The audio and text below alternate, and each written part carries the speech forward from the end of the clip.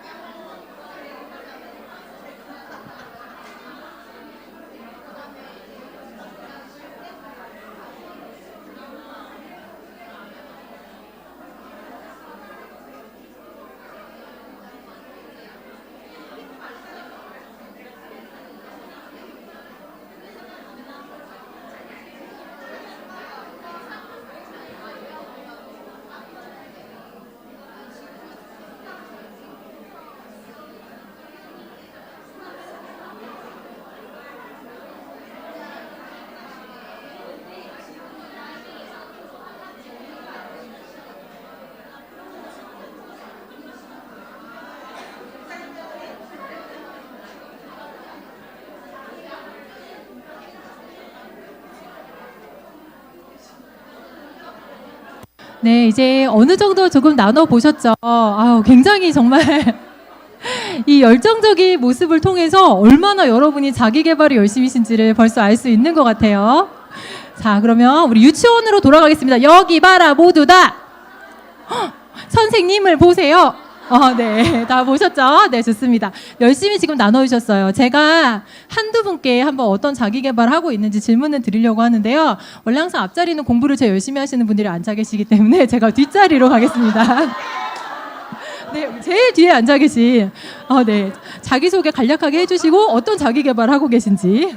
네, 저는 주님의 은혜교회에 다니고 있는 이의진이고요. 저는 고등학교 때는 재봉틀 배우고 싶어서 엄마랑 같이 배웠고 요즘에는 피아노 치는 거 하면 피아노로 이렇게 자기 개발을 하고 계시는데 너무 멋있으신 것 같아요. 음악으로 따고 계시고.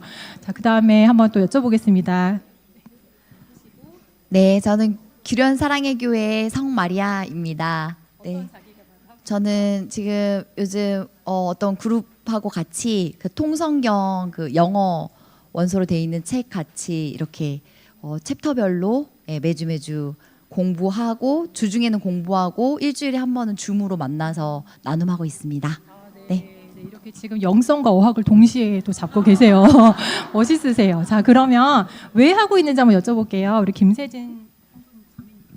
왜 하고 있는지. 제가 자기 개발하는 걸 왜 하고 있는지. 저는 그냥 저의 삶의 모토가 죽을 때까지 배워야 한다거든요. 왜냐면 너무 저의 그러니까 부족함을 많이 느끼기 때문에, 그리고 이제 엄마니까 더더욱 느끼는 것 같아요. 예, 그냥 그 상태로 있으면 안 된다는 항상 그런 생각이 있어서 뭐라도 계속 이렇게 하려고 시도하는 것 같습니다. 죽을 때까지 배우기 위해서라고 하셨어요. 우리 한 분만 더 여쭤볼 텐데 저희 길미래 사모님도 자기 개발 하시겠죠? 그럼 왜 하시는지 한번 여쭤볼게요. 저는 자기 개발 뭐 하지?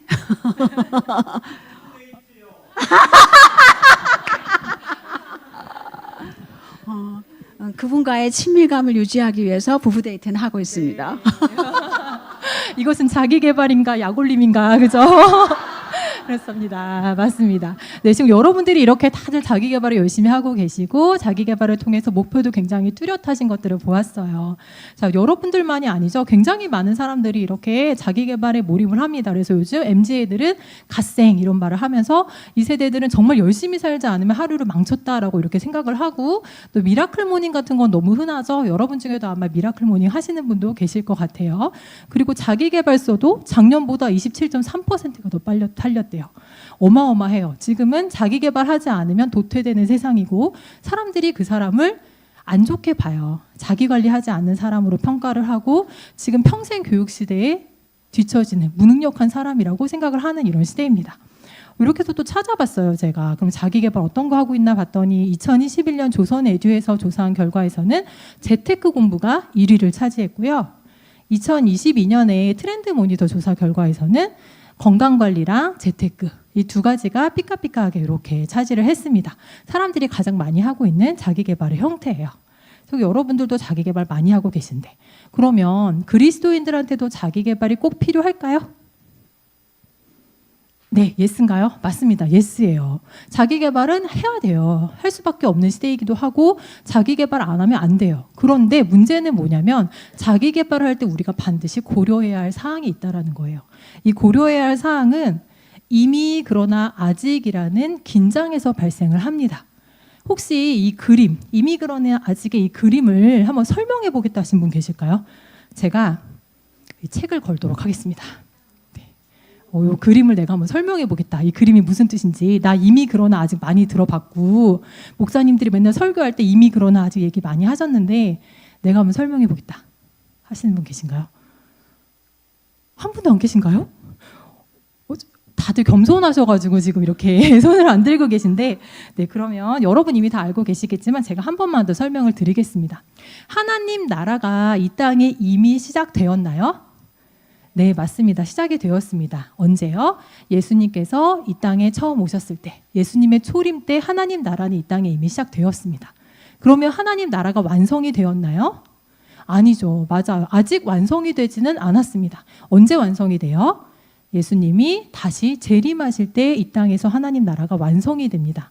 우리는 지금 그러면 하나님 나라가 이미 시작되었지만 아직은 완성되지 않은 이 중간 시기를 살아가고 있어요. 그럼 이 중간 시기를 살아가는 사람들에게는 항상 갈등이 있을 수밖에 없어요. 항상 긴장 상태에 놓이게 됩니다. 어떤 긴장이냐면 하나님 나라가 이미 시작되었기 때문에 하나님의 아름다움과 하나님의 선들이 계속적으로 보여져요. 그러나 여전히 우리의 죄성과 죄의 결과들이 영향을 미치고 있기 때문에 그 가운데서 불가피하게 갈등 속에서 살 수밖에 없다는 거죠. 그러면 어때요? 자기개발도 그런가요? 자기개발도 마찬가지로 선의 요소, 좋은 요소들이 여전히 있지만 그러나 그 안에는 피치 못하게 세상에서 제공하는 자기 개발의 방식 속에서 흘러들어온 악이 존재하거나 아니면 때로는 우리의 동기가 오염되어 있을 때가 너무나 많다라는 것이죠. 그래서 우리는 반드시 이미 그러나 아직의 시대를 살아가는 우리는 자기 개발도 반드시 분별을 해야 합니다. 솔로몬도 바로 이 분별하는 마음을 하나님께 구했어요. 우리 한번 열왕기상 3장 9절 말씀을 다 같이 읽어보겠습니다. 시작.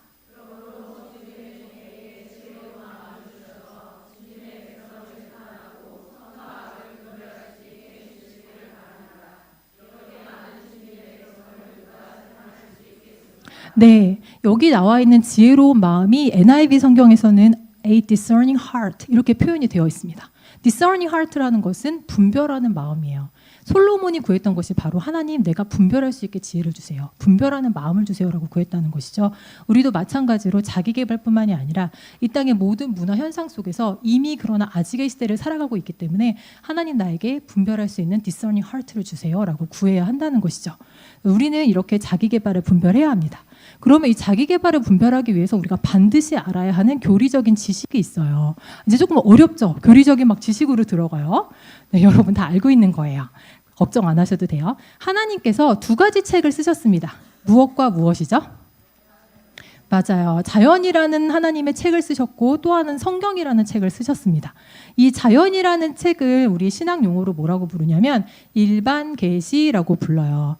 이 일반 계시는 우리 자연과 역사와 문화와 우리 인간의 양심을 통해서 하나님께서 보여주시는 모든 사람에게 동일하게 보여주시는 하나님의 뜻과 하나님의 흔적이에요. 예를 들어볼게요. 제 친구 중에 스튜어디스인 친구가 있어요. 이 친구는 참 예쁘고 키도 크고 아름답고 막 이래서 하와이 쪽으로 자주 다녔어요. 근데 어느 날 이 친구가 하와이에서 저한테 국제 전화가 온 거예요. 그래서 저는 무슨 일이 난 줄 알고 큰일 난 줄 알고 전화를 받았더니 이 친구가 바다를 바라보면서 이렇게 얘기를 하는 거예요. 야, 여기 너무너무 예쁘고 아름다워. 근데 네가 말했던 하나님이 진짜 있는 것 같아. 이 자연을 보니까 이게 그냥 이렇게 생기진 않았을 것 같아. 하나님 살아계신 것 같다. 이런 얘기를 했어요. 그럼 이 친구는 지금 그 바다와 자연을 통해서 뭘 느낀 거예요? 그렇죠. 하나님의 일반 계시를 느낀 거예요. 그런데 이 친구가 나중에 예수님 믿고 교회 다니게 됐을까요? 지금도 안 다녀요. 저는 지금도 그 친구한테 계속 교회 가자고 말하는데 그때 그 감동은 이미 사라져서 지금도 교회를 다니고 있지 않아요. 예수님 만나려면 뭐가 필요해요? 특별 계시가 필요해요. 하나님께서 구원과 관련해서 특별한 사람들에게 보여주시는 하나님의 특별한 계시. 바로 성경과 예수 그리스도라고 하는 완전한 하나님의 뜻을 알아야만 하나님 만날 수가 있어요. 그러면 우리는 특별 계시를 받은 사람들인가요? 네, 맞습니다. 우리는 특별 계시인 성경을 가지고 있는 사람들이고 예수 그리스도를 만난 사람들이에요. 우리 이 일반 계시와 특별 계시라는 이 두 단어를 잘 생각하면서 팀 켈러 목사님이 하신 말씀을 한번 같이 들어볼게요. 그럼 다 같이 읽겠습니다. 시작.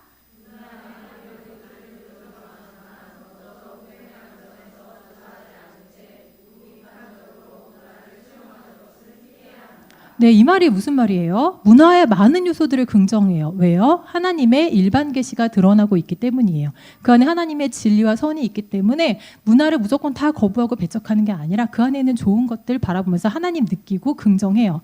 하지만 그것을 그대로 다 받아들이면 안 돼요. 왜냐하면 일반 계시의 영역은 우리의 죄로 인해서 우리의 악으로 인해서 그 영역이 타락되었어요. 이걸 또 이제 이렇게 받아들이시면 안 돼요. 하나님의 일반 계시가 타락된 게 아니에요. 일반 계시가 드러나는 자연이라든지 우리 양심이라든지 문화라는 그 영역이 타락이 되었다는 거예요. 그래서 하나님의 일반 계시가 더 꽂고 숨겨지게 되었어요. 잘 드러나지가 않게 되었다는 거예요. 이런 상황에서 우리가 무비판적으로 야 이런 자기개발 좋대 이거 너무 좋다고 다 받아들이면 어때요? 우리는 그 안에 있는 죄악까지도 같이 먹어버리는 이런 실수를 할 수 있게 된다는 것이죠. 그래서 팀 켈러 목사님께서는 복음의 관점에서 조사하라고 말씀하시는 거예요.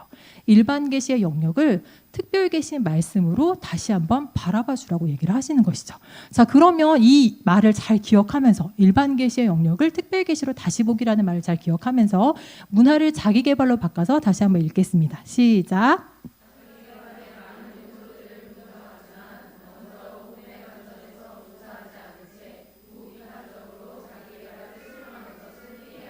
네, 이제 이게 무슨 말인지 이해가 되시죠? 그래서 지금 여기서 우리가 하고 있는 자기계발, 지금까지 해왔던 자기계발이 하나님 보시기에도 올바른 자기계발이었는지를 다시 한번 점검하고 또 하나님이 원하시는 자기계발이 뭔지를 한번 생각해 보려고 합니다. 자, 우리가 이렇게 자기계발이라는 요소를 생각할 때 빠지기 쉬운 함정이 있어요. 바로 어떤 함정이냐면 자력구원이라는 함정이에요.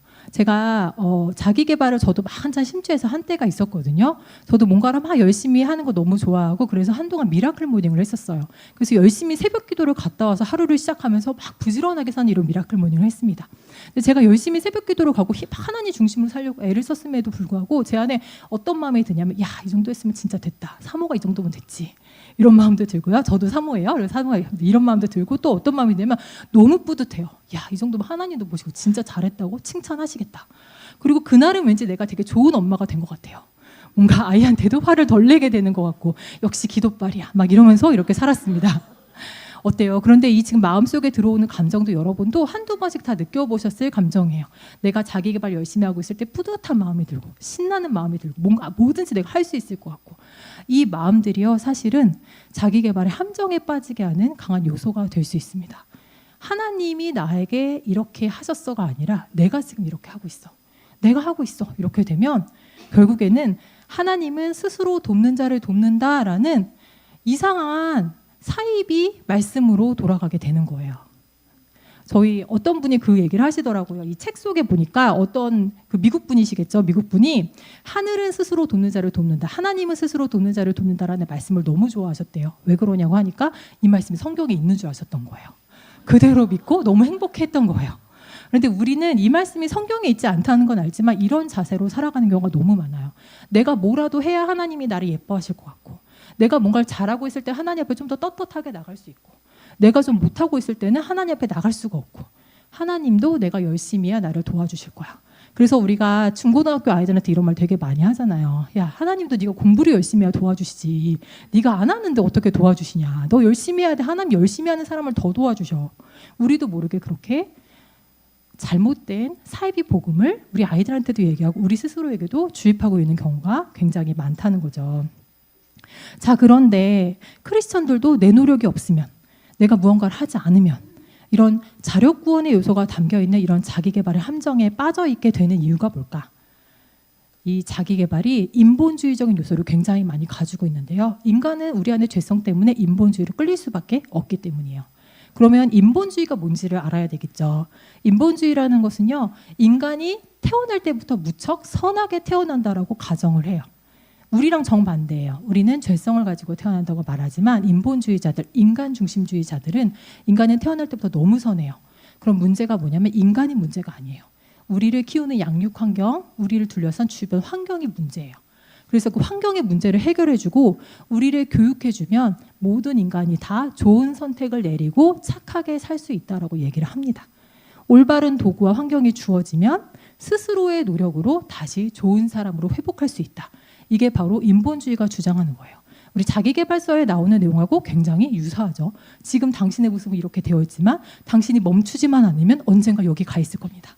지금 당신이 비록 다이어트에 실패했지만 당신이 멈추지만 않으면 언젠가는 날씬해질 수 있습니다. 인본주의적인 노력들을 자기계발서는 계속해서 우리한테 넣어줍니다.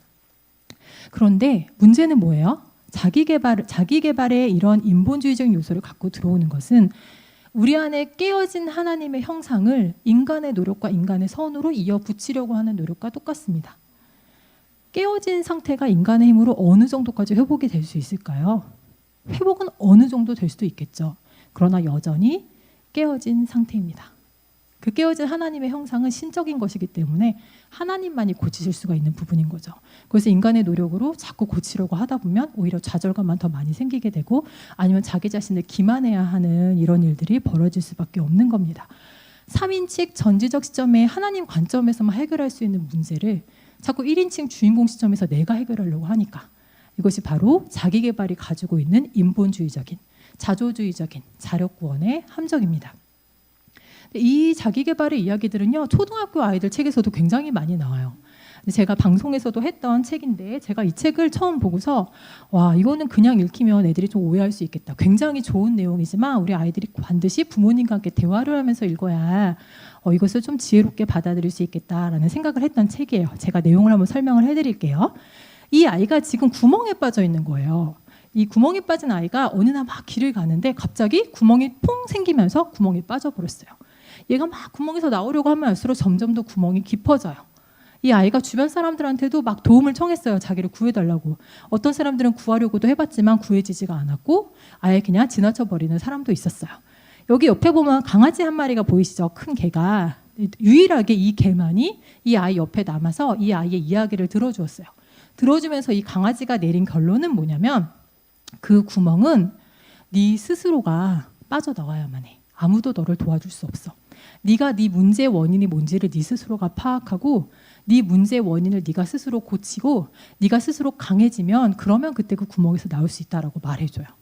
이 아이가 곰곰이 생각해봐요. 내가 왜 구멍에 빠지게 됐지? 그랬더니 바로 전날 부모님이 큰 부부싸움을 하신 거예요. 그때 이 아이가 마음의 상처를 받았고 구멍에 빠지게 된 거예요. 이 문제를 자기가 진단하고 나니까 그 다음에는 자기 스스로가 회복할 수 있는 힘이 생겼어요. 아 이거는 부모님의 문제지 내 문제가 아니야. 나랑 분리시켜야 돼. 막 이러면서 이 아이가 스스로 문제를 회복하고 결국에는 구멍에서 빠져나오는 이런 이야기입니다. 이야기의 주제도 너무 좋고요. 우리 아이들한테 이런 마음의 구멍을 치유하는 것에 대한 이야기 너무나 필요해요. 그런데 문제는 뭐예요? 모든 문제를 네 힘으로 너의 문제를 스스로 발견해서 스스로 문제를 고치고 스스로의 힘으로 해결하고 성장해야 돼라는 메시지를 주고 있다는 게 문제인 겁니다. 이런 책을 읽을 때는요. 그래서 부모님이 꼭 같이 읽어야 돼요. 아이랑 같이 아 그래 그런데 정말 너희 안에 모든 문제와 답이 있니? 이거 짚어주셔야 돼요. 모든 문제의 원인이 다 너 때문인 것도 아니고 네가 거기서 상처를 받았을 때 그걸 정말 네 힘으로 다 치유할 힘이 있니? 네가 정말 모든 문제를 다 해결할 수 있는 능력이 네 안에 잠재되어 있니? 이런 것들에 대한 대화를 구체적인 상황들을 만들어 가시면서 대화를 해주시면 우리 아이들이 조금 더 받아들일 수 있을 거예요. 아 그래 내 안에 문제를 치유하는 건 굉장히 중요하고 주변에 이렇게 구멍에 빠진 아이를 봤을 때 도와주는 거 너무 중요하구나. 그리고 때로는 여러분도 아시잖아요. 나도 남의 도움을 통해서 구멍에서 빠져나온 적이 있으시잖아요. 그죠? 그리고 무엇보다 우리 그리스도인들은 예수님을 통해서 구멍에서 빠져나온 적이 굉장히 많으실 거예요. 우리 아이들과 그런 대화를 나눠주셔야 하는 것이죠. 성경에 보니까요. 디모데전서 4장 9절에서 11절에 봤더니 그런데 하나님께서는 자기 개발을 하라고 얘기를 하세요. 경건 훈련이 모든 면에서 유익하다 하시면서 수고하고 애를 쓰고 있다 우리가. 이 말은 뭐예요? 경건 훈련이라는 형태의 자기 개발을 열심히 막 하고 있고 그것에 대해서 긍정하고 계시다라는 거예요. 자기 개발을 하는 것 자체가 문제가 아니에요. 지금 방금 보신 것처럼 어떠한 형태로 그 자기 개발에 접근하고 있느냐 이게 바로 문제라는 것이죠. 그러면 우리가 방금 봤던 내 힘으로 뭐든지 할 수 있어. 내 스스로 내 문제의 원인을 찾아내야 돼. 내가 이 문제를 해결해야 돼. 라는 이런 접근 방식을 우리는 율법적인 자기개발이라고 말할 수 있을 것 같아요. 율법적인 자기개발. 율법에서는 뭐라고 말하냐. 김영인 목사님께서 율법과 복음이라는 책을 쓰셨는데 그 안에 이렇게 율법을 설명해 놓으셨어요. 율법은 이렇게 행해라. 그러면 살 것이다. 네가 어떤 사람이 되어야 한다. 그러니까 이렇게 해라라는 명령과 요구를 줍니다. 그리고 모든 것이 다 내가 어떻게 하느냐에 달려있다. 라는 메시지를 주는 것이 바로 율법입니다. 여러분 지금 방금 봤던 이런 자기구원적인 이런 자기개발, 내 스스로 어떻게든 해보려고 하는 이런 종류의 자기개발은 결국에는 율법적인 자기개발이 될 수밖에 없다는 것이죠. 그러면 우리 크리스찬들이 지향해야 하는 자기개발은 뭘까요? 당연히 복음적인 자기개발입니다. 복음은 이렇게 얘기를 한대요. 이 내가 는 예수 그리스도겠죠. 예수 그리스도께서 너를 위해 다 했다. 그러니까 너는 살 것이다. 예수님께서 다 했고 다 이룰 것이다. 그러니까 예수님만 믿어라. 모든 것이 그리스도께 달려있다. 이거를 우리는 착각할 때가 너무 많아요. 예수님이 나를 위해서 다 해놓으셨음에도 불구하고 내가 하나님께 의존해서 그 문제를 해결하려 하기보다는 내가 어떻게든지 해보려고 하는 경우가 너무나 많이 있는 것 같아요. 그러나 하나님께서는 이런 복음적인 자기개발, 철저한 하나님 의존성을 우리한테 요구하신다는 것이죠. 이 자기개발의 이 두 가지 방식을 다시 한번 이 복음의 확장선이라는 개념으로 한 번 더 설명을 해드릴게요. 복음 중심 3이라는 굉장히 좋은 교재에 나오는 이런 이제 그림인데요, 도표인데요. 여기 보니까 율법주의는 축소된 십자가 이렇게 되어 있고 복음은 확장된 십자가 이렇게 되어 있습니다. 우리가 처음 예수님을 만나서 예수님을 믿게 되면 그때부터 어떤 일이 벌어지냐면 하나님이 너무너무 대단하신 분이구나. 하나님이 위대하신 분이구나라고 하면서 하나님의 거룩성과 하나님의 완전성에 대한 인식이 점점 커갑니다. 반면에 우리가 신앙생활을 거듭하면 거듭할수록 내가 얼마나 죄인인가, 내가 얼마나 악한 존재인가라는 인식도 점점 커가요. 그러면 어떻게 되나요? 하나님과 나 사이의 간극이 너무너무 많이 벌어지게 됩니다. 그러면 우리가 복음에 의존하지 않고 율법에 의존할 때는 이렇게 된다는 거예요. 이 간극을 어떻게 해서든지 메꿔보고 싶어서 자신의 행위를 통해서 메꿔보려고 노력합니다. 그래서 더 봉사도 열심히 하고, 더 새벽기도도 열심히 가고, 더 열심히 우리 포도원 목장 식구들도 막 돌보고 하면서 자신의 행위를 통해서 하나님과 나 사이의 간극을 메꾸려고 합니다. 그게 아니면 어떻게 되나요? 아무것도 하지 않으면서 스스로를 위선 속에서 남들한테 보여지는 모습만 신경 쓰게 됩니다. 집에서는 내가 굉장한 죄인임에도 불구하고 밖에서는 내가 신실한 척, 내가 다 잘하고 있는 척, 내가 하나님의 은혜 받고 있는 척, 행위와 위선이라는 두 가지 함정에 빠지게 된다는 거예요. 그런데 복음은 어떤가요? 복음은 내가 하나님과 나 사이의 간극을 인식하는 순간부터 내가 아무것도 할 수 있는 게 없구나. 더 그리스도를 의지해야 되겠다. 철저하게 그리스도를 의지해서 하나님이 하시게 해야 되겠다. 복음은 의존하게 합니다. 우리의 철저한 의존성을 하나님께서 요구하세요. 자기개발의 메시지랑 굉장히 상반되는 상극인 메시지인 것이죠. 이렇게 우리가 하나님의 의가 드러나는 복음적인 자기개발, 나의 자기의가 드러나는 게 아니라 하나님이 영광 받으신 일로 복음적인 자기개발을 계속 하게 되면 어떻게 되냐면, 율법주의적인 자기개발을 할 때는 내가 더 좋은 엄마가 돼야지, 내가 더 좋은 사람이 돼야지, 내가 더 부지런하게 살아야지 이렇게 한다면, 복음적인 자기개발은 내가 더 좋은 엄마가 되어가네, 내가 더 좋은 사람이 되어가네, 내가 더 부지런하게 되어가네, 이렇게 수동태적인 자기개발이 된다라는 거예요. 우리의 자기개발은 능동태가 되면 안 되고 항상 수동태가 돼야 돼요. 그러려면 우리가 계속적으로 우리의 동기와 우리가 하고 있는 태도를 점검하는 것이 필요합니다. 이건 단순히 자기개발의 문제만이 아니에요. 우리 모든 크리스찬들은 매 순간순간 우리의 동기와 우리의 태도와 우리의 주체를 계속적으로 점검하는 것이 너무나 필요한 것이죠. 그래서 우리가 율법이 아니라 복음적인 자기개발을 하고, 자력구원을 통해서 내가 열심히 살아서 구원을 얻으려는 것이 아니라 하나님께서 이끄시는 대로 성화의 삶을 사는 자기개발을 하고, 내가 나 스스로를 막 통제하면서 얻는 그 기쁨이 있잖아요. 여러분 다 경험해 보셨을 거예요. 그 기쁨. 그런 기쁨을 내가 누리는 것이 아니라 청지기적인 순종을 해서 하나님을 기쁘시게 하고, 내가 주체가 되는 것이 아니라 성령님이 주체가 되게 하시는 자기개발. 너무나 생각만 해도 멋있죠. 아름다운 자기개발이에요. 이런 자기개발을 하나님이 원하십니다. 우리가 이제 두 번째 생각해야 돼야 될 게 뭐냐면요, 자기개발의 두 번째 함정은 물질주의로 우리를 이끈다라는 거예요. 여기 최근에 나와 있는 이렇게 많은 책들이 전부 다 자기개발 책인데, 대부분 많은 책들이 자기개발과 재테크 혹은 자기개발과 경제적 자유, 이런 것들을 굉장히 많이 연결을 짓습니다. 여러분 이렇게 유튜브만 들어가 봐도 켈리체 혹시 아시는 분 계신가요? 저는 최근에 우리 어떤 성도님께 소개받았어요. 켈리체라는 분이 있는데 너무 대단하세요 막 이러면서 꼭 들어보세요 해서 들어봤더니 정말 대단하시더라고요. 저도 탐이 났어요. 그 많은 부를 이렇게 하면 얻을 수 있다고 저도 탐이 났어요. 혹했어요. 굉장히 많은 사람들이 자기개발을 결국에는 물질적인 부와 연결을 시킵니다.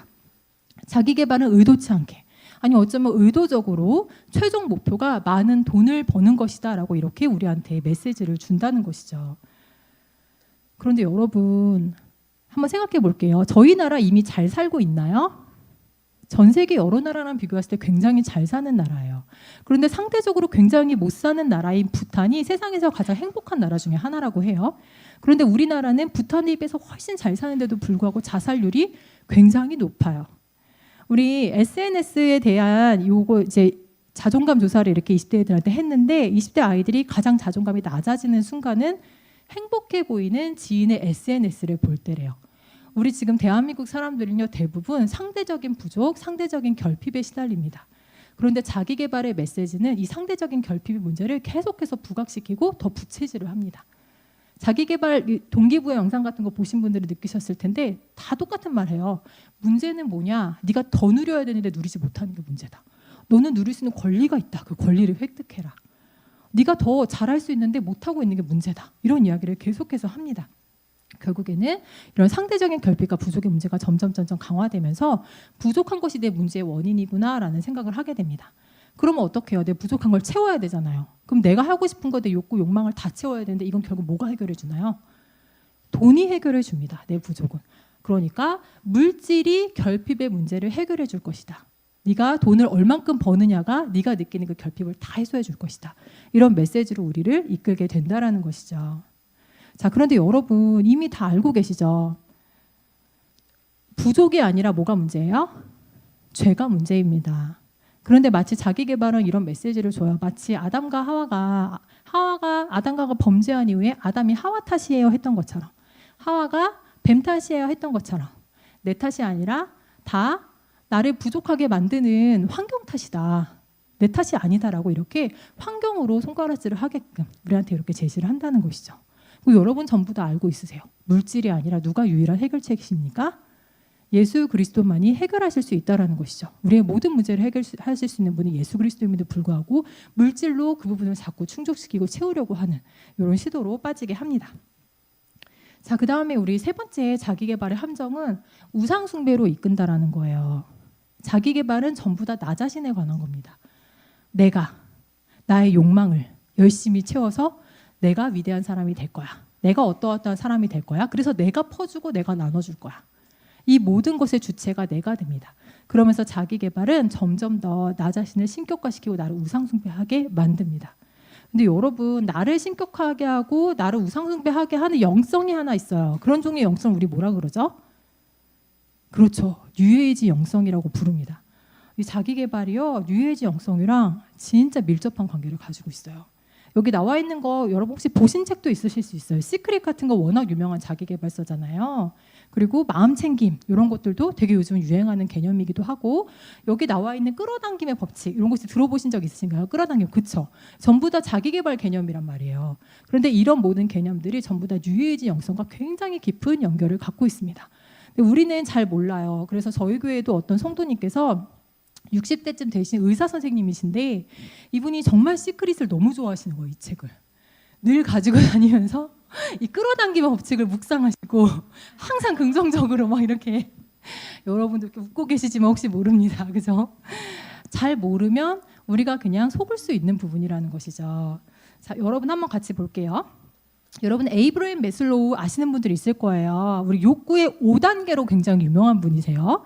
이 심리학자분께서 욕구의 5단계로 뭘 얘기하셨었냐면, 인간이 생리적 욕구가 만족이 되어야만 그 다음에 안전의 욕구가 생기고, 이 안전의 욕구가 만족이 되면 소속과 사랑의 욕구가 생기고, 이 욕구가 만족이 되면 자존감의 욕구가 생기고, 이것이 만족이 되면 비로소 이제 우리가 완전한 인간으로서의 이 완전성을 갖출 수 있다는 얘기를 하셨습니다. 이분이 말년이 되면서 이 5단계를 하나씩 키워서 총 8단계로 만드셨어요. 이분이 제시한 8단계를 보니까 마지막 단계가 뭐냐면 초월적이고 영적인 상태입니다. 그리고 바로 그 밑에 단계가 보니까 자아실현 욕구예요. 결국 우리가 끊임없이 자기 개발을 하면서 자아실현을 계속 추구하다 보면 우리가 만나는 지점은 우리 스스로가 신이 되어야 한다는 초월적인 욕구랑 연결이 된다는 것이죠. 그래서 이 에이브라함 매슬로우도 나중에는 신지학이라고 하는 뉴에이지 영성의 시작점이 되는 학문으로 이렇게 빠져나가셨습니다. 그래서 그런 신지학, 심리학을 이렇게 주창하시고 거기로 가셨는데 너무 자연스러운 형상이라는 거예요. 계속해서 자기 개발하면서 나를 계속 나만 보게 되면 내가 나 스스로의 신이 될 수밖에 없다라는 것이죠. 자, 그러면 우리가 자기 개발과 뉴에이지 영성의 깊은 관계를 맺고 있는 걸 이제 지금 봤기 때문에 뉴에이지 영성이 뭔지를 잠깐 생각을 해보려고 합니다. 여러분 뉴에이지라는 단어를 다 들어보셨죠? 그리고 지금은 뉴에이지라는 단어가 너무 흔해서 오히려 더 얘기가 되고 있지가 않아요. 왜냐하면 모든 곳곳에 다 스며들어 있거든요. 우리가 굳이 말하지 않아도 이제는 너무 많아요. 그래서 사람들이 뉴에이지라는 용어를 사용하지 않는데 나도 모르게 뉴에이지에 너무나 많이 접근해 있고 너무나 깊이 빠져 있는 경우도 너무나 많아요. 이 뉴에이지라는 용어 자체는요, 우리 점성학 용어에서 왔어요. 점성학에서 보면 별자리를 굉장히 중요하게 생각하는데 12개의 별자리가 이렇게 돌면서 서로 이렇게 시간을 돌아가면서 이렇게 차지한다고 해요. 그래서 그 별자리가 이동하는데 걸리는 시간은 2100년이래요. 이 2100년의 시간을 에이지라고 부른다고 합니다. 그런데 이제 지금은 어떤 에이지냐? 10번째 물고기 자리에서 11번째 물병 자리로 돌아오는 시대입니다. 그런 의미에서 새로운 에이지, 뉴 에이지라고 부르는 거예요. 우리는 지금 물병자리 시대를 살고 있어요. 여기 이렇게 보시면 그림에서 노란색으로 되어 있는 사람이 물병 들고 있는 그림 혹시 보이시나요? 아니야, 초록색이에요. 초록색 쪽에 막 물고기 2마리 있고 그 옆에 물병을 하나 들고 있는 남자가 있어요. 그러면 이 물병이 뭘 상징하냐면 모든 인간의 정신적인 갈증을 해소해주는 그런 영적인 영혼의 자유가 막 이렇게 이 물병 자리에서 물이 막 흘러나오듯이 이렇게 해소되는 이런 세대다라고 이렇게 얘기를 하는 거예요, 이분들은. 그래서 지금은 뉴 에이지의 세대다라는 의미로 뉴 에이지라는 단어를 쓰십니다. 그러면 이 뉴 에이지에서 주장하는 것들이 뭐고 뉴 에이지 운동을 잠깐 간략하게 살펴볼게요. 뉴 에이지는 19세기의 신지학 운동과 함께 시작이 되었습니다.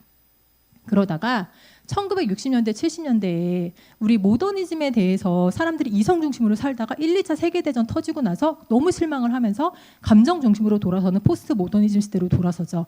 그때 포스트 모더니즘 운동과 함께 같이 미국에서 폭발적으로 성장하기 시작합니다. 그래서 그때 여러분 잘 아는 히피 문화, 히피들이 마약하고 막 그랬잖아요. 이 마약을 통해서 추구했던 게 뭐냐면 바로 그 영적인 세계에 들어가려고 했던 거예요. 그래서 여러분 잘 아시는 그 헉슬리의 위대한 신세계 같은 책들도 보면 그 안에서 마약을 통해서 뭔가 신적인 세계랑 접선해 보려는 이런 시도들이 계속 나옵니다. 여러분 이 신비주의 영성이 1960, 70년대 급격하게 성장을 하면서 지금은 많은 사람들이 미국에도 너무나 많은 사람들이 나는 종교적이지는 않지만 영적인 사람입니다. 나는 종교를 떠났지만 여전히 영적입니다. 근데 그때 우리가 갓이라는 용어를 쓰잖아요, 미국은. 그래서 우리가 헷갈리기 쉬운데 그때 갓은 하나님을 말하는 갓이 아니라 온갖 종류의 갓을 얘기하는 것이죠. 그래서 불교, 힌두교, 동양 사상을 다 버무렸습니다. 그걸 다 버무린 다음에 불교, 힌두교, 동양 사상과 차이점이 뭐냐면 불교와 힌두교에서는 내가 핵심이 아니라 이 우주가 핵심이에요. 그런데 뉴에이지에서는 우주는 거들 뿐 핵심은 납니다. 이렇게 뒤집었어요, 관계를. 그리고 나서 물질 세계라는 것은 존재하지 않고 오직 정신만 존재한다. 그러니까 이 자기계발서에서 써 있는 네가 긍정적인 말을 하고 네가 막 너 스스로가 되게 좋은 생각을 많이 하면 그 일이 이루어질 거야. 왜냐? 물질 세계는 진짜가 아니기 때문에. 너의 정신이 어떠냐에 따라서 물질 세계가 바뀔 거야라고 얘기를 하는 것이죠. 그리고 또 뭘 주장하냐면 네가 곧 신이라는 것을 발견해야 된다. 너는 신이다. 너 스스로가 신인 것을 발견하라라는 이런 이야기를 해줍니다. 그러면서 네가 신이 되어서 우주의 에너지를 사용하라라고 이렇게 우리한테 권유를 하고 있는 것이죠. 이 뉴에이지의 이 모든 사상들을 종합해 놓은 게 바로 스타워즈라는 영화예요. 이 스타워즈라는 영화의 한 장면을 같이 보면서 지금 여러분이 들었던 메시지들이 어떤 식으로 드러나고 있는지를 보겠습니다. 요다와 루카스의 그죠? 루카스가 아니라 이 아이가 무슨 워커죠? 스카이워커인가? 그래서 여기 대화를 한번 같이 보면서 어떤 식으로 뉴에이지 영성에서는 내가 중심이 되고 우주의 에너지를 사용하는지를 함께 보도록 하겠습니다. 네, 지금 보셨죠? 바로 이 장면이 너무나 정확하게 여러분이 흔히 듣는 끌어당김의 법칙을 설명하고 있기도 하고요. 뉴에이지가 추구하는 종류의 영성이 어떤 것인지를 설명해 줍니다. 즉 이해가 더 되시죠? 영화 한 장면으로 보니까 굉장히 많이 이해가 되셨을 거예요. 근데 요다가 항상 하고 있는 게 있어요. 대부분 만나면 우리 스카이워커한테도 계속 훈련을 시키고 요다가 자기가 종종 하는 게 있어요. 그게 바로 뭐냐면 초월 명상입니다. 요다가 계속 초월 명상을 하죠. 여러분 굉장히 많은 사람들이 초월 명상에 요즘에 많이 빠져 있어요. 그래서 사실 제가 여기 프린트에도 넣어놨지만 뭐 케이트 페리, 휴잭맨, 오프라 윈프리, 뭐 톰 행크스, 기네스 펠트로, 데이빗 린치 뭐 이런 많은 사람들이 초월 명상을 하고 이것이 자신의 실제적인 삶의 원동력이 되었다 이런 얘기를 굉장히 많이 합니다.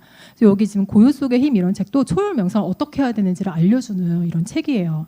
이렇게 초월 명상을 통해서 뭘 하라는 거예요? 너 자신이 신이라는 사실을 발견하라는 것이죠.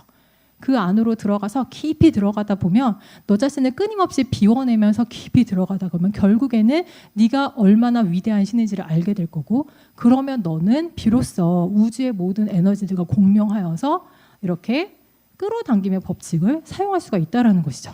여러분 끌어당김의 법칙 치면 유튜브에 진짜 많이 나와요. 강렬하게 원하고 바라면 다 이루어진다. 라는 게 이 끌어당김의 법칙의 골지죠. 이 책은 사실 시크릿이라는 책을 통해서 굉장히 유명해졌습니다. 근데 이 끌어당김의 법칙은 결국 영지주의라고 하는 초대교회 때 이단하고 굉장히 유사합니다. 어떤 면에서 유사하냐면요. 끌어당김의 법칙 그 자체가 유사한 게 아니라요. 이것을 비밀로 제시한다는 면에서 굉장히 유사해요. 그래서 뭐라고 말하냐면 이 비밀을 알아야만 네가 성공할 수 있다. 이 비밀을 알아야만 네가 더 좋은 사람이 될 수 있다. 그런데 영지주의가 옛날에 했던 게 뭐냐면 예수님을 아는 것으로는 부족해요. 예수님 만난 것으로도 부족해요. 구원을 이루는 신비한 지식이 있고 그 지식을 알아야만 구원받을 수 있다라고 주장했었습니다. 바로 이 뉴에이지 영성, 현대판 자기개발서 중에 뉴에이지 영성의 입장에서 쓰여진 많은 책들을 이런 영지주의의 되풀이라는 얘기입니다. 여기 이렇게 써 있네요. 당신의 인생에 나타나는 모든 현상은 당신이 끌어당긴 것이다. 당신이 마음에 그린 그림과 생각이 그것들을 끌어당긴다. 이제 이렇게 말을 합니다. 여러분 이제 지금 이해가 되셨죠? 이게 지금 여러분이 실패한 이유는 지금 아까 요다가 말한 것처럼 끌어당기지 않았기 때문인 거예요. 끌어당겨야 되는데. 근데 이 끌어당김의 법칙이 기독교적으로 적용됐을 때 나오는 것이 바로 긍정의 힘입니다. 여러분 이 노맨 빈센트 필의 긍정적 사고방식 굉장히 한때 굉장한 히트를 쳤고 굉장히 유명했었죠. 여기 이런 내용이 나와요. 자신을 믿으라. 자신의 능력을 믿으라. 이 책은 자신이 당신을 믿고 당신한테 능력을 해방하도록 도울 것이다. 이 노먼 빈센트 필은 목사님이거든요. 성경의 메시지랑 근데 정반대 얘기를 해요. 그리스도를 믿으라. 그리스도 안에서 발견해라가 아니라 너 스스로 믿고 네 안에 힘을 발견해라라는 굉장히 뉴에이지적인 이야기를 하고 있습니다. 조엘 오스틴 목사님도 되게 유명한 분이죠. 긍정의 힘 혹시 이 책 읽으신 분 계신가요? 읽으셨죠? 이제 오래되어서 기억이 안 나실 텐데 저는 이 책을 읽을 때 어떤 마음을 받았냐면 그래 우리가 긍정의 언어 말하는 거 너무 좋아. 그래서 이 책에 보면 긍정 언어 말해서 막 암이 치료된 얘기도 나오고 막 다양한 회복의 이야기들이 나와요. 그런데 한 번도 하나님을 느끼질 못했어요. 이 책을 읽으면서. 이거를 하나님이 정말 치료하신 건지 아니면 정말 이 안에 내가 긍정적인 말을 많이 해서 치료된 건지 너무나 헷갈렸어요. 제가 미국에 있을 때 휴스턴에 있는 이분이 하고 조엘 오스틴 목사님 교회를 갔었어요. 예배를 한번 드렸는데 그날따라 이 목사님하고 사모님이 두 분 다 되게 늘씬하고 멋있으시잖아요. 그래서 두 분이 막 나와서 맨날 같이 설교하시는 경우가 굉장히 많거든요. 근데 그 사모님이 막 나와서 Praise the Lord 막 이러면서 하는 말이 뭐냐면 이 사모님이 비행기에서 난동을 부리다가 형사소송인가 뭐 소송을 당한 거예요. 근데 이분이 긍정의 힘을 막 사용해서 이 문제가 해결됐다는 거죠. 그래서 그러니까 사람들이 다 같이 할렐루야 막 이러면서 그래서 제가 깜짝 놀랐어요.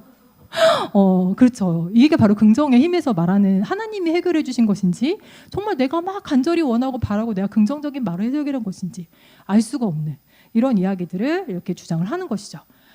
무엇보다 저희 한번 시편을 한번 볼까요? 시편에는요, 이 시편 18편은 다윗이 이제 사울의 손에서 하나님께서 다윗을 건져주신 그 날에 쓴 시입니다. 근데 이 시편에 봤더니 다윗이 뭐라고 말하냐면 내가 고통 가운데서 하나님께 부르짖고 나의 하나님을 바라보면서 살려달라고 부르짖었더니 주님께서 그의 성전에서 나의 간구를 들으셨다. 주님께 부르짖은 나의 부르짖음이 주님에게 다다랐다. 그래서 하나님이 나로 오니 이렇게 건져주신 것이다라는 얘기를 하고 있는 것이죠. 다윗이 이때 긍정 확언을 했나요? 막 엔게디 광야에서 쫓기면서 동굴에 숨어서 나는 분명히 잘 될 거야. 나는 살을 거야. 사울은 분명히 나한테 해를 끼치지 못해. 긍정 확언을 한 것이 아니라 하나님께 간절하게 부르짖었다라는 것이죠. 욥은 어때요? 욥도 긍정의 힘으로 위기를 탈출했나요? 욥이 42장에 이제 하나님이 어떤 분이신지를 다 깨닫고 나서 고백하는 말이 이거예요.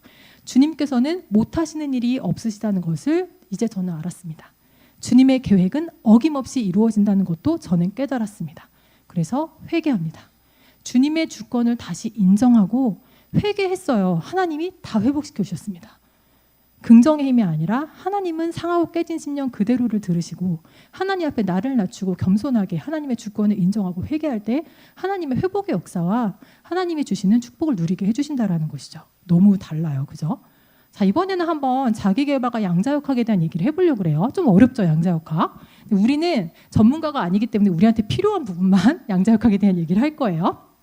이 책은요, 너는 절대 잘못될 일 없어. 제목만 들어도 굉장히 위로가 되죠. 너무 위로가 돼요. 이분 스스로가 매일 자기 스스로한테 그렇게 얘기하신대요. 나는 절대 잘못될 일 없어. 이렇게 얘기하신대요.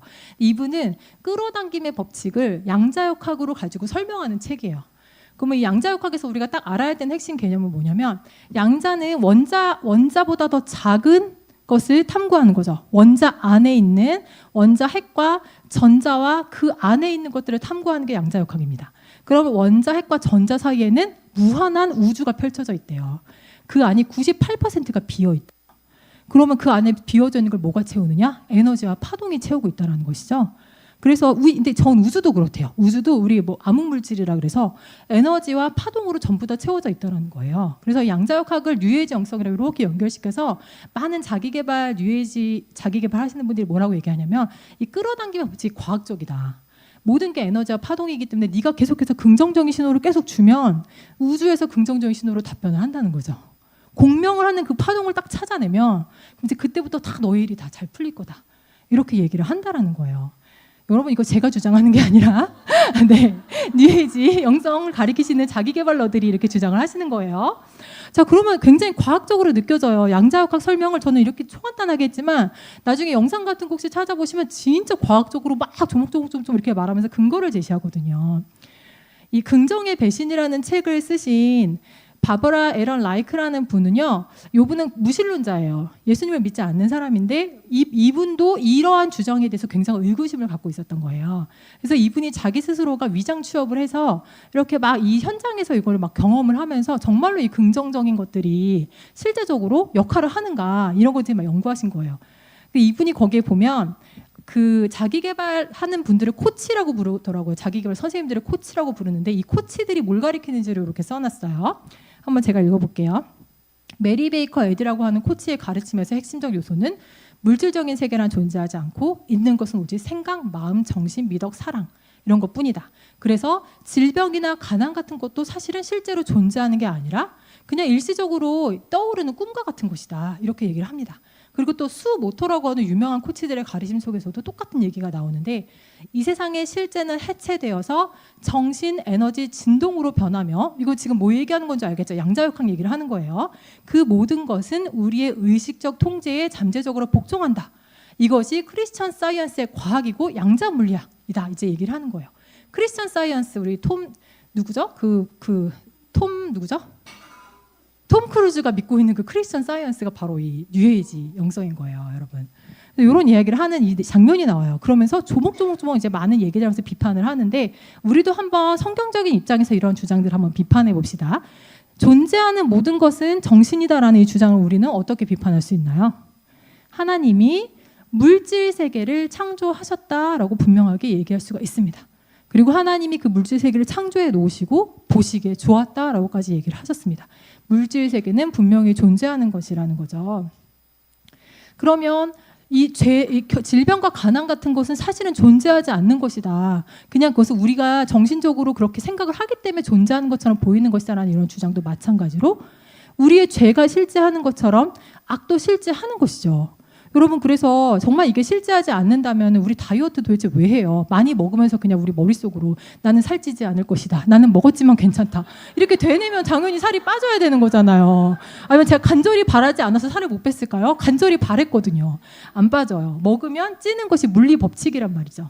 우리에게 중력의 법칙이 있는 것처럼 이러한 물리적인 법칙들 분명히 존재하고 물질 세계가 존재하고 그만큼 정확하게 질병과 가난이라는 요소도 분명하게 존재를 한다는 것이죠. 내가 너무너무 가난하고 힘든 상태에서 아무리 내 스스로가 내 정신을 통제해서 이 문제를 해결하려고 해도 해결이 되지가 않는 것이죠. 또 어때요? 물리적 실제가 변할 수는 없어요. 우리가 아무리 통제를 해도 물리적 실제는 변할 수 없다. 이런 부분 다 이해하셨죠?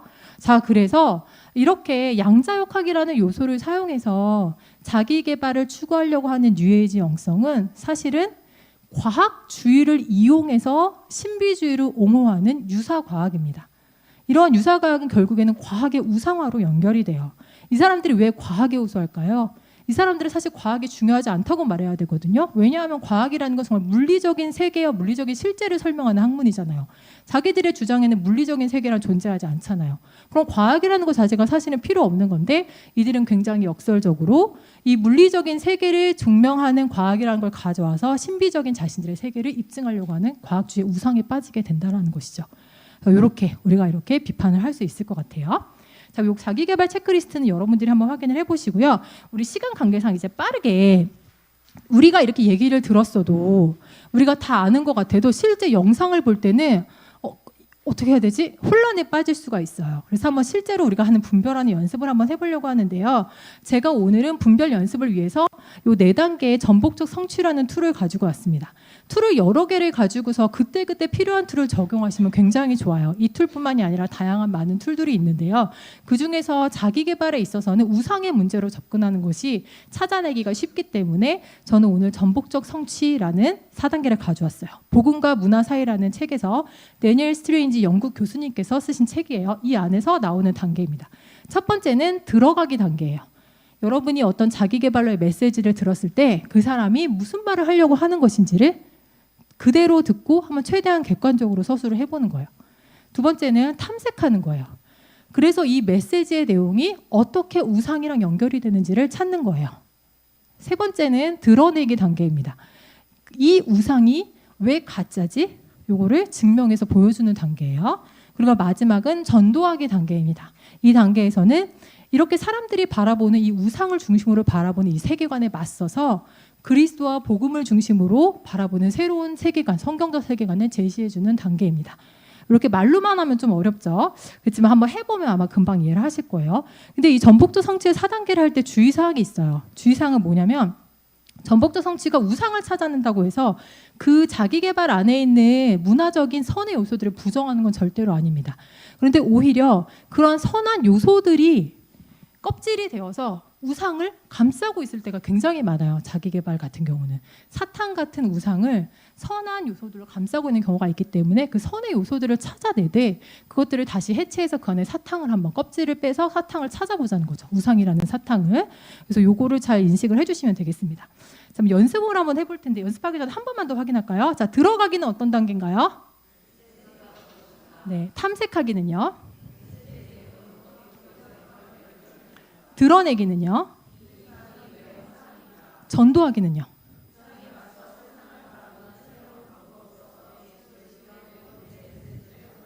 네, 그럼 제가 짧은 자기 개발과 관련된 광고 영상을 갖고 왔어요. 대우증권에서 만든 자기네 연금을 홍보하는 영상인데 이걸 자기 개발에 연결해 지었고 굉장히 쉬워요. 제가 이걸 저희 딸이랑 해봤어요. 그저께 밤에.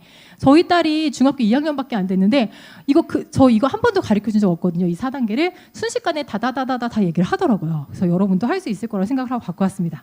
한번 같이 보겠습니다.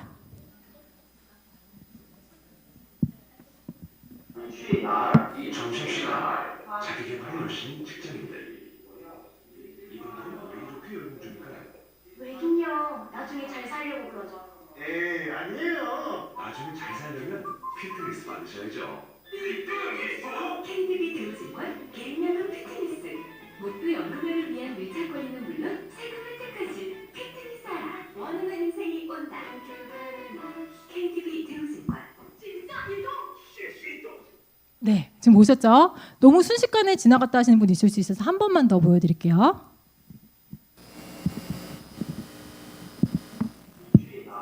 점심시간 자기 개발에 열심히 직장인들 이분들은 왜 이렇게 열문 중일까요? 왜긴요. 나중에 잘 살려고 그러죠. 에이 아니에요. 나중에 잘 살려면 피트니스 받으셔야죠. KTV 대우증권 개인연금 피트니스. 모두 연금을 위한 밀착 관리는 물론 세금 혜택까지 피트니스 하라. 원하는 인생이 온다. KTV 대우증권. 진짜 이동. 네, 그럼 이제 지금부터 한번 여러분 프린트에 있는 우리 자기 개발을 분별하는 연습 1을 한번 채워보시도록 하겠습니다.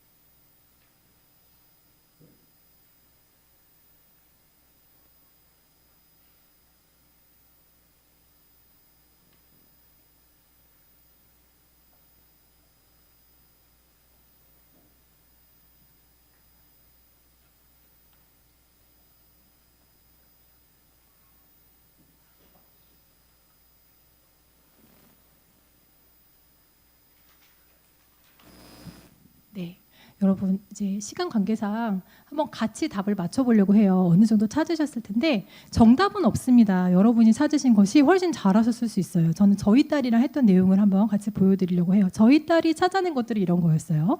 자기 개발을 하는 이유는 나중에 잘 사는 것이다.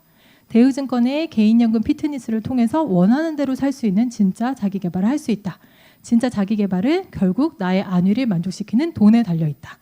그래서 메시지를 찾아냈습니다. 여러분도 비슷하게 찾으셨겠죠? 그러고 나서 탐색하기 단계로 가면서 우상을 찾아냈어요. 진정한 자기 개발이 결국 나의 안위와 돈에 달려있다는 메시지는 나의 미래의 불확실함에서 기인하는 불안을 잠재워준다. 하지만 이 메시지는 결국 나의 평안의 근원인 나의 안위와 물질을 우상 숭배하게 한다. 이렇게 찾아냈습니다. 그리고 나서 드러냈어요. 이게 왜 허구인지. 내가 스스로의 신이 된다고 해서 세상이 나를 신으로 섬기지는 않는다. 각자가 각자의 우상이 된다면 세상은 결국 우상들의 무한 경쟁의 장이 되는 것에 불과하다. 삶의 궁극적 목적이 돈이 된다면 그것들이 사라졌을 때 나의 가치와 삶의 의미도 사라질 것이다. 이런 이야기들을 했어요. 그리고 나서 전도하기 단계에서는 내가 스스로의 힘으로 나를 섬기려는 시도는 인간의 한계와 죄성으로 인해 실패할 수밖에 없다. 그리스도는 경쟁이 아니라 희생으로 우리를 구원하셨다. 이제 나는 나를 위해서가 아니라 그리스도를 위해 산다. 나의 안위는 결국 사라질 돈이 아니라 영원한 그리스도의 사랑에 달려있다. 그리스도의 사랑이 나의 존재에 가치를 부여하셨다. 이런 이야기를 아이와 나누었습니다. 이거를 그냥 밤에 잠자기 전에 누워서 영상 간단하게 보여주고 서로 대화를 나눈 거예요. 여러분도 이런 툴을 한번 익혀놓으시면 아이랑 대화할 때 이렇게 대화를 할 수가 있어요. 어린 아이들을 두신 부모님은 어릴 때부터 그림책 가지고 이런 훈련을 자꾸 하시면 돼요. 그러면 중학생쯤 됐을 때 아이가 엄마랑 이런 얘기 하자고 할 때 어색해하지 않고 편안하게 엄마랑 같이 잠자리에 누워서 이런 얘기를 할 수가 있어요. 지금 저희 신랑이 미국에 가 있어가지고 저희 둘이 같이 자고 있거든요. 그래서 신랑의 자리를 저희 딸이 차지하고 이런 얘기를 하고 같이 놀았습니다.